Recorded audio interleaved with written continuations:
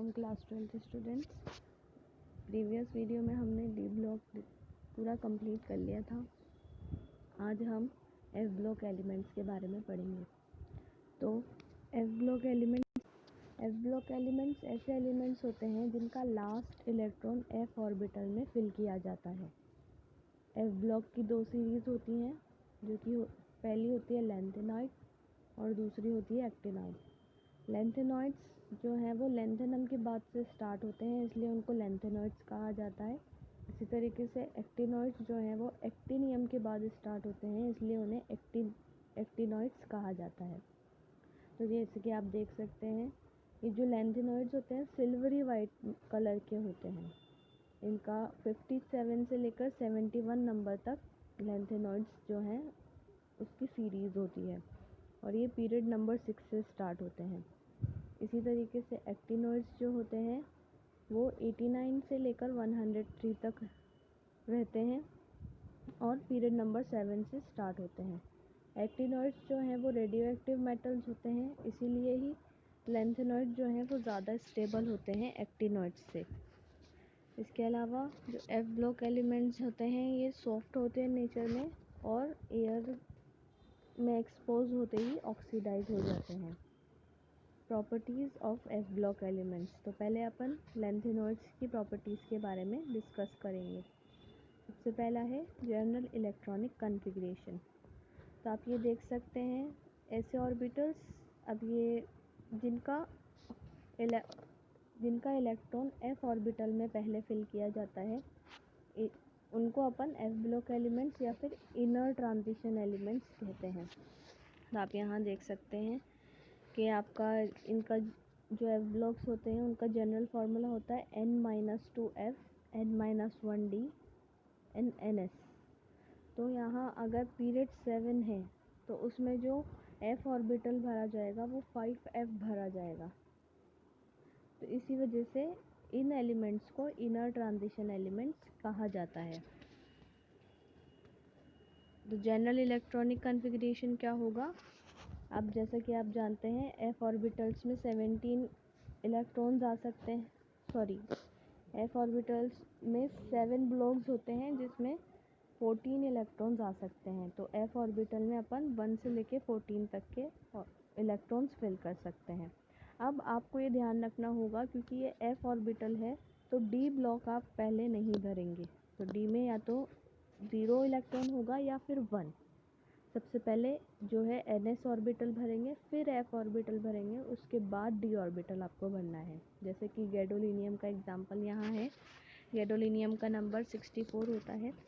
तो इसमें अब आप यहाँ देख सकते हैं अगर 6s ऑर्बिटल अपन ने भरा है तो जो F ऑर्बिटल है वो 4 वाला भरा जाएगा।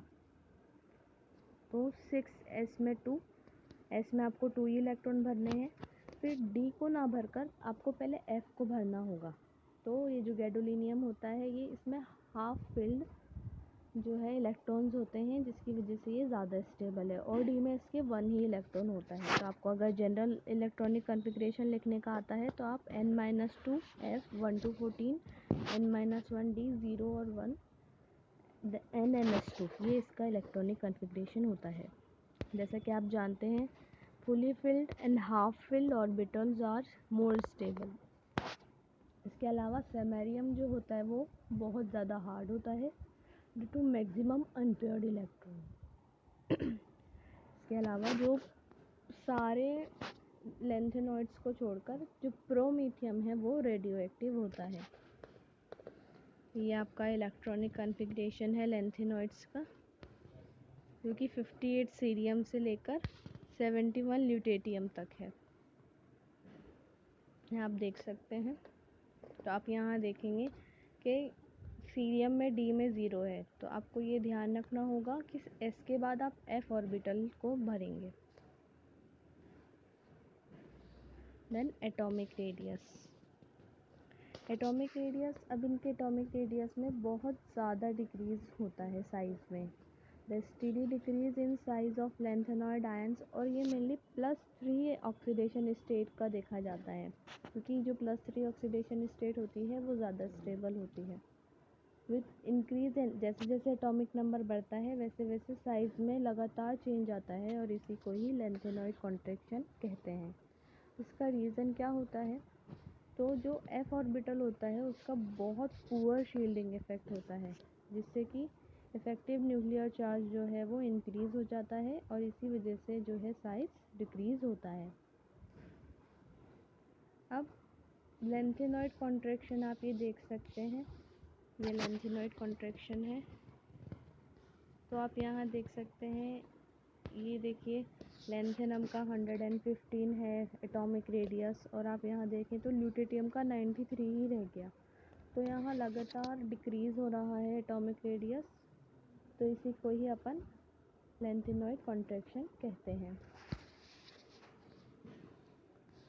अब लेंथेनॉइड कॉन्ट्रैक्शन के रिजल्ट्स क्या क्या होते हैं। सबसे पहला, similarities of second and third transition series. जो सेकंड और थर्ड ट्रांजिशन सीरीज़ होती है उनकी बहुत ज़्यादा सिमिलैरिटीज़ देखने को अपन को मिलती है। जैसा कि अब आप इसमें देख सकते हैं, ये जो है ये आपकी फर्स्ट ट्रांजिशन सीरीज़ है, ये फर्स्ट ट्रांजिशन सीरीज़, ये सेकंड ट्रांजिशन सीरीज़ और ये थर्ड ट्रांजिशन सीरीज़। तो ये लेंथेनॉइड कॉन्ट्रैक्शन जो है वो लेंथेनम से स्टार्ट होता है।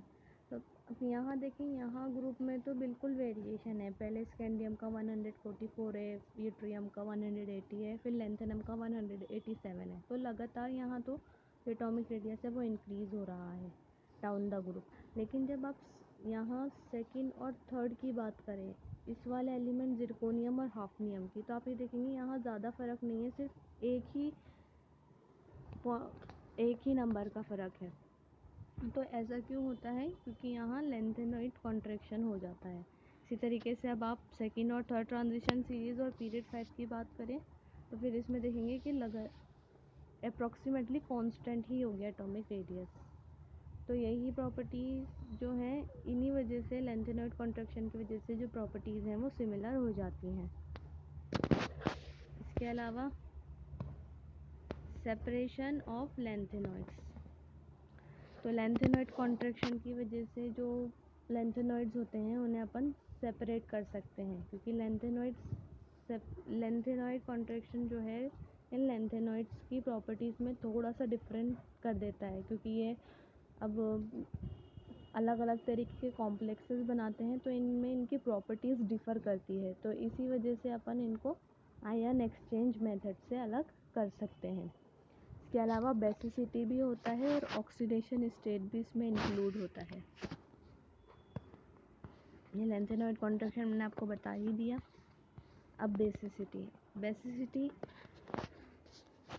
अब बेसिसिटी क्या होता है, कोई एक इलेक्ट्रॉन कितनी आसानी से अपना इलेक्ट्रॉन जो है वो डोनेट कर रहा है। बेसिस जो होते हैं वो डोनर होते हैं इलेक्ट्रॉन के। तो अब आप जानते हैं लेफ़्ट टू राइट बढ़ने पर साइज़ डिक्रीज़ होता है, तो बेसिसिटी जो है वो डिक्रीज़ होगी और एसिडिटी इंक्रीज़ होती है। तो यही वजह है कि जो लेंथेनम का हाइड्रोक्साइड होता है और ल्यूटेटियम का हाइड्रोक्साइड होता है, तो लेंथेनम का हाइड्रोक्साइड ज़्यादा बेसिक होता है एज़ कम्पेयर टू ल्यूटेटियम, क्योंकि यहाँ साइज़ छोटा हो जाएगा ल्यूटेटियम का और वो आसानी से इलेक्ट्रॉन डोनेट नहीं कर पाएगा।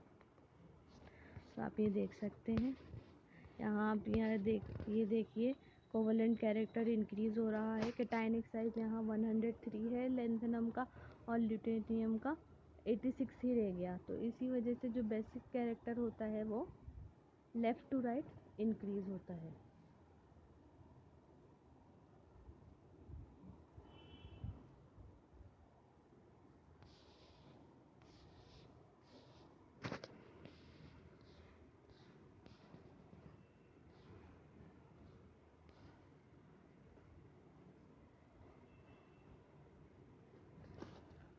अब ऑक्सीडेशन स्टेट, तो जो ऑक्सीडेशन स्टेट है वो मेनली जो +3 जो है लेंथेनॉइड्स की कॉमन ऑक्सीडेशन स्टेट है।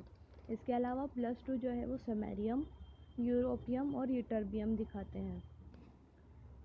और लेंथेनम, गैडोलिनियम, ल्यूटेटियम जो है ये +3 ऑक्सीडेशन में रहना चाहते हैं, क्योंकि इस कंडीशन में ये हाफ फिल्ड और फुल फिल्ड है। इसके अलावा सीरियम भी +4 और टर्बियम भी +4 ऑक्सीडेशन स्टेट में रहता है। ये बहुत रेयर होता है। +4 का जो ऑक्सीडेशन स्टेट होता है बहुत रेयर होता है। इसमें सीरियम में 0 f ऑर्बिटल में 0 इलेक्ट्रॉन्स होते हैं। जैसा कि आप देख सकते हैं +3 जो है वो ऑक्सीडेशन स्टेट जो होती है वो कॉमन ऑक्सीडेशन स्टेट होती है। C+4 जो है वो गुड ऑक्सीडाइजिंग एजेंट होता है, जबकि सेमेरियम 2+ जो है वो गुड रिड्यूसिंग एजेंट होता है। अब ऐसा क्यों होगा? क्योंकि जो +4 है वो इलेक्ट्रॉन एक कम करके +3 में आना चाहता है, क्योंकि इनकी +3 ऑक्सीडेशन स्टेट सबसे स्टेबल ऑक्सीडेशन स्टेट होती है इस वजह से।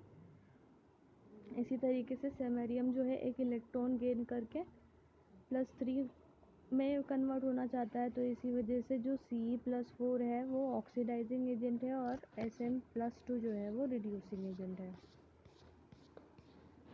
कलर आप जानते ही हैं, कलर क्यों शो करेंगे? क्योंकि FF ट्रांजिशन होगा। इसके अलावा लैंथेनम 3+ और ल्यूटेटियम 3+ जो है ये कलरलेस होंगे, क्योंकि यहाँ वैकेंट और फुली फिल्ड F शेल है। डेंसिटी जो है left to right size decrease होने पे डेंसिटी बढ़ती है, क्योंकि एटॉमिक नंबर बढ़ता है। इनका मेल्टिंग और बॉइलिंग पॉइंट बहुत हाई होता है। आयनाइजेशन एंथैल्पी जो है एल्कलाइन अर्थ मेटल से कम होती है। मैग्नेटिक बिहेवियर अब आप यहाँ देख सकते हैं, La3+ एंड Ce4+, क्योंकि इनमें F में 0 ऑर्बिटल है तो ये डायामैग्नेटिक हैं। इसी तरीके से Yb2+ एंड Lu3+ जो है ये, इनमें F में 14 इलेक्ट्रॉन्स हैं तो कोई अनपेयर्ड इलेक्ट्रॉन नहीं होगा, तो इसी वजह से ये डायामैग्नेटिक है। इनके अलावा बाकी सारे जो एलिमेंट्स होते हैं वो पैरामैग्नेटिक होते हैं, जिसमें जो नियोडीमियम है वो सबसे ज़्यादा पैरामैग्नेटिज्म शो करता है। अब ये लैंथेनॉइड्स की रिएक्टिविटी, तो अब आप ये देखेंगे जो लैंथेनॉइड्स होते हैं उनकी जो मेन ऑक्सीडेशन स्टेट होती है वो 3 होती है। तो अब ये बेसिस के साथ रिएक्ट करते हैं।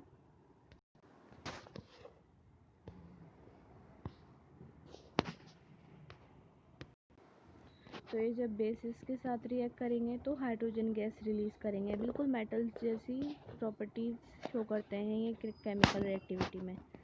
अगर वाटर के साथ रिएक्ट करें लैंथेनॉइड्स तो वो हाइड्रोक्साइड बनाएंगे और हाइड्रोजन गैस रिलीज़ करेंगे। इसी तरीके से अगर एसिड के साथ रिएक्शन करी लैंथेनॉइड्स ने तो हाइड्रोजन गैस रिलीज़ होगी। और अगर सल्फर के साथ रिएक्शन हुई तो सल्फाइड बनाएंगे, जिसका फॉर्मूला होगा Ln2S3। अब Ln यहाँ पे कोई सा भी लैंथेनॉइड हो सकता है, चाहे वो सीरियम हो, प्रोमीथियम तो रेडियो एक्टिव होता है, बाकी ल्यूटेटियम हो, ये सब जो है वो फिर ये कॉमन Ln2 जो है ना वो कॉमन है। सारे लैंथेनॉइड्स को मैंने यहाँ Ln से शो किया है। इसी तरीके से अगर नाइट्रोजन के साथ रिएक्ट करते हैं तो नाइट्राइड बनाएंगे, कार्बन के साथ रिएक्ट करते हैं तो कार्बाइड बनाएंगे, जिसका जनरल फार्मूला होगा Ln4C3। इसी तरीके से अगर ऑक्सीजन के साथ रिएक्शन हो रही है तो ऑक्साइड और हेलोजेंस के साथ हैलाइड्स बनाएंगे। तो ये थे आपके लैंथेनॉइड्स की फिज़िकल प्रॉपर्टीज़। आई होप आपको समझ आई होगी।